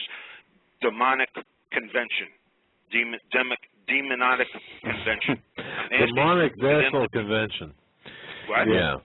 Look, it's bad when you've got to vote. It's a shame. It's wow. Caller, we got a couple calls we got to take before the end of the show. God bless you all. God bless everybody. God bless you. Anything else you'd like to say before we let you go? No. Thank you. God bless everybody. God bless you all. Don't vote for Obama. You're going to be, don't vote for him. Good talking to you. God bless you, and thanks for the call so much. We love hearing from you. We're moving on to next call is Vernon. Yes, we are. Vernon, you are on the line with the Hagmann and Agner. Hang on, Vernon. I think did I cancel you? I canceled you out. Look. Oh, you can't do that to me, Doug. No, he just messed up the switchboard. It's all right. I got it under control. You got it, Jeff? Yes, I do. It always takes the young folks to get the electronics right. Thanks, Vernon. Oh, man. Listen, gentlemen, you got so much powerful information, so many powerful calls that I was sitting here listening to. It's what they call information overload. I just hope my pea brain can catch up. Vernon, honestly, we covered about 1/10 of the news we planned on covering today. Wow. Yeah. Well, let me see if I can. I'm gonna try my best to keep up with everyone else. Okay. First of all, I'd like to say this. I'm glad that you're going to do a show on 9/11 because there's too much unresolved issues, too many questions that has to be answered, too many inconsistencies throughout that whole saga. Okay, and when I look at Al-Qaeda, who got blamed for 9/11, how is it that we're going to give them $65 million to go into Libya? How is it that we're going to support them going into Syria? I don't get that. Okay, not only that, we trained them. We helped fund other countries to train them. We created them. Exactly. You know.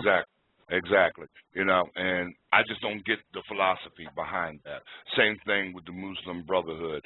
I was saying it was 500 million, but I understand now from what you're saying is 1.5 billion and even plus. That's correct. And, you know, my mind is sitting here like, huh? You know, how is it we're going to give our enemy of yesterday $1.5 billion? Vernon, plus military aid. Okay. But my bottom line question is, Doug, is this. Who's going to bail out the American people? Okay? Now, vote for me as President of the United States. I'm going to bail out everybody today. Let me tell you how I'm going to do it. Okay? First of all, the Federal Reserve axed, okay? The American business that ran to China, Taiwan, wherever, you want to do business on American soil, you have to be on American soil. Indeed. Number two.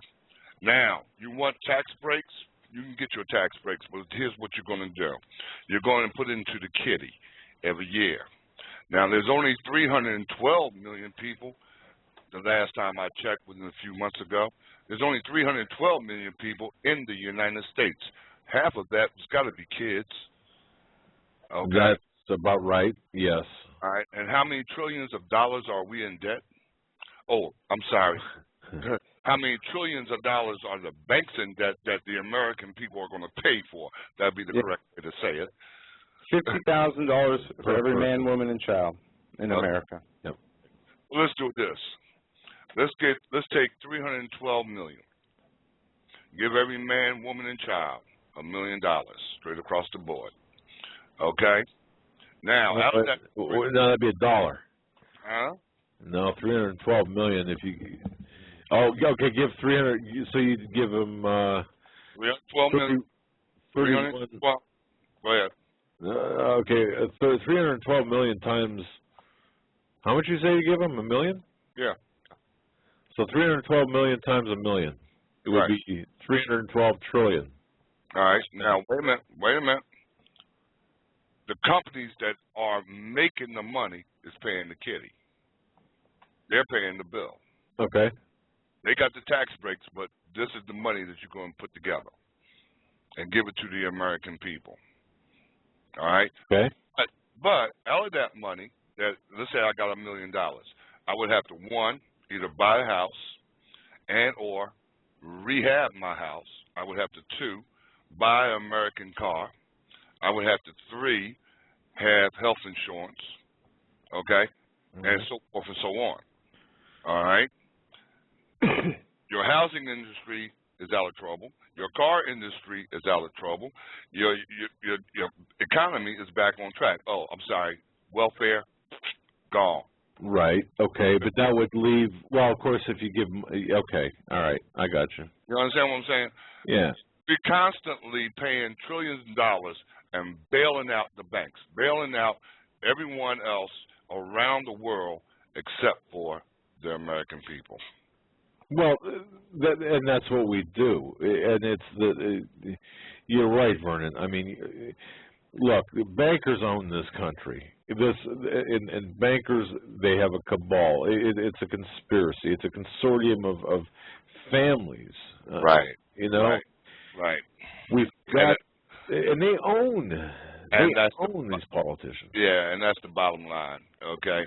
The reason why you'll never see anything like that happen is because everything that you see orchestrated, 9/11 was orchestrated, okay, to bring the American people to their knees.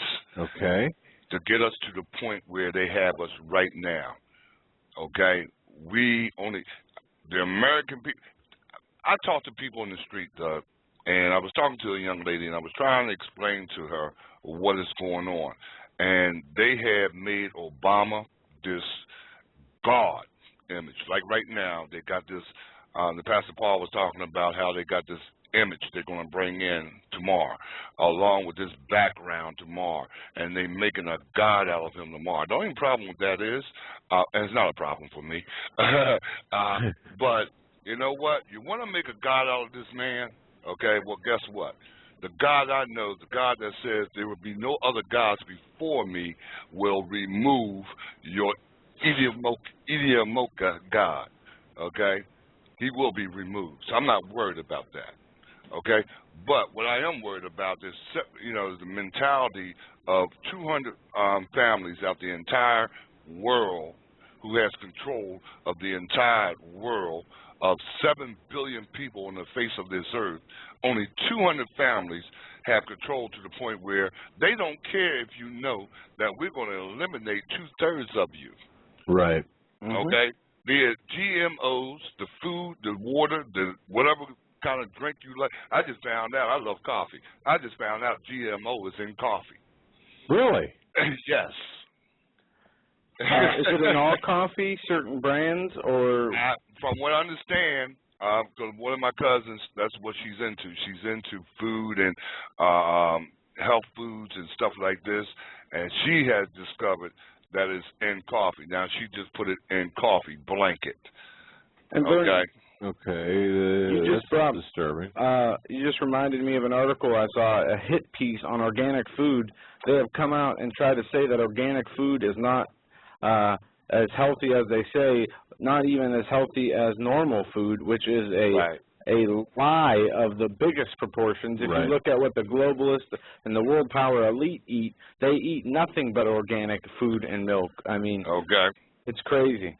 But you could talk. I'm gonna put you in contact with my cousin because she can, you know, educate you more on that level. But some of the things that she be telling me is like everything fits. All right.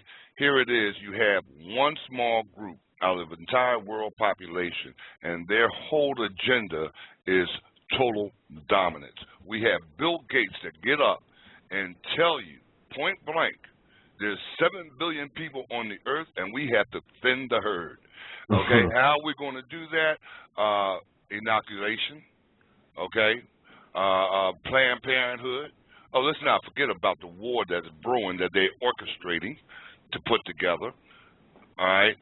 Everything straight across the board, the laws that's being changed in this land, they have the law of the Food Naturalization Act in this land. You can't grow your own healthy food. They're walking onto the FDA along with other law enforcement agencies are walking on to farms, killing livestock. Oh, because I don't like the color of that particular sheep over there, so we're going to kill him.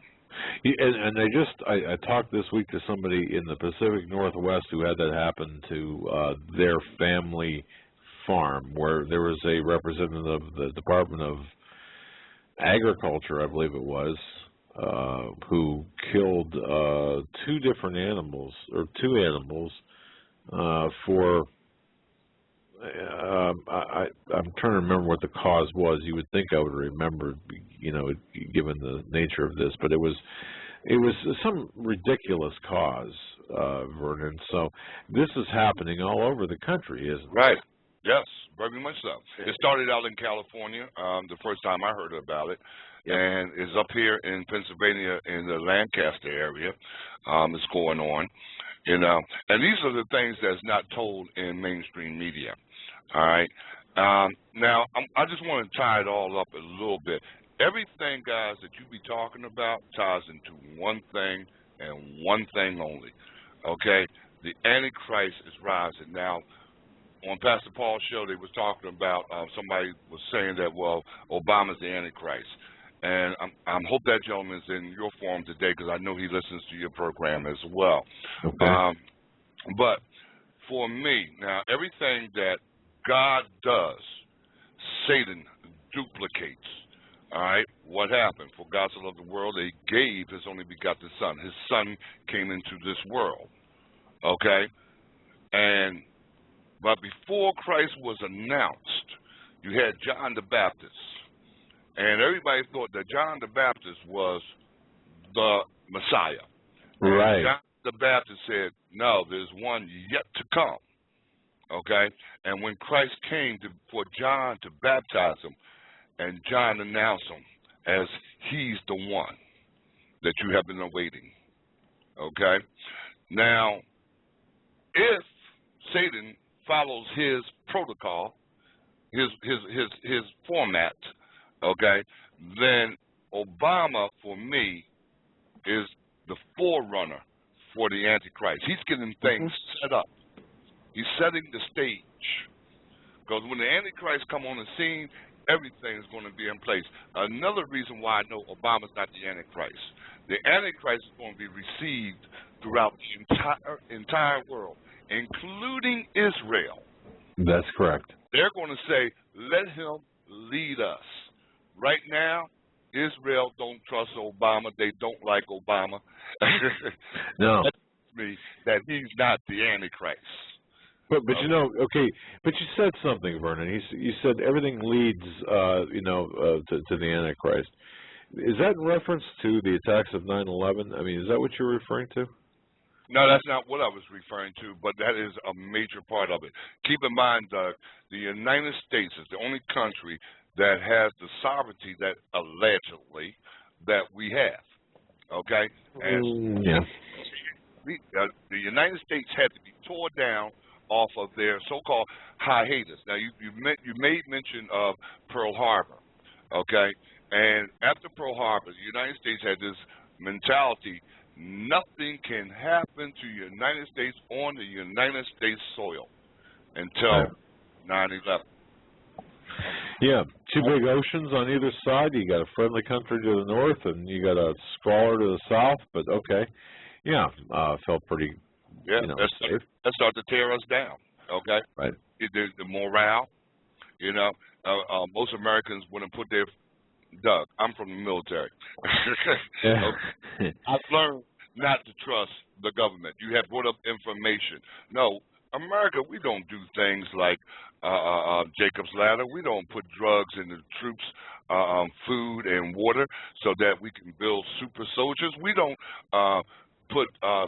substance in the light bulbs and subway systems, giving people cancer. We don't test on people like that. No. Well, of course not, Vernon. Okay. We got like 2 minutes left.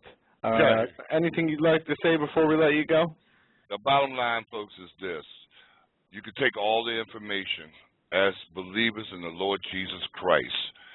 Don't let it overbog your mind about what's going on. Yes, we are to know what's going on, but we're to be focused on the Lord Jesus Christ and his imminent return. Very good. Thank you, Vernon. God bless you, and we will talk to you later. And not only did you end right where I was going to pick up, I have scripture for what you just talked about. Fear, and some different quotes. One from Isaiah. Do not fear what they fear, and do not dread it. The Lord Almighty is the one you are to regard as holy. He is the one you are to fear. He is the one you are to dread. No, wait a second. Now they're saying, sounds, wow, that sounds like this guy's mean. God is mean. Well, no. This is Matthew chapter 10, verse 28. And these are out of the NIV. I don't usually quote the NIV, but I didn't know I copied and pasted that until just now. Don't be afraid of those who kill the body, but cannot kill the soul. Rather be afraid of the one who can destroy both soul and body in hell. Wow. Which gives another dynamic to why you should, you know. I mean, and it even says that, for God has not given us a spirit of fear, but of power and love and of sound mind. Spirit of fearfulness and timidity does not come from God.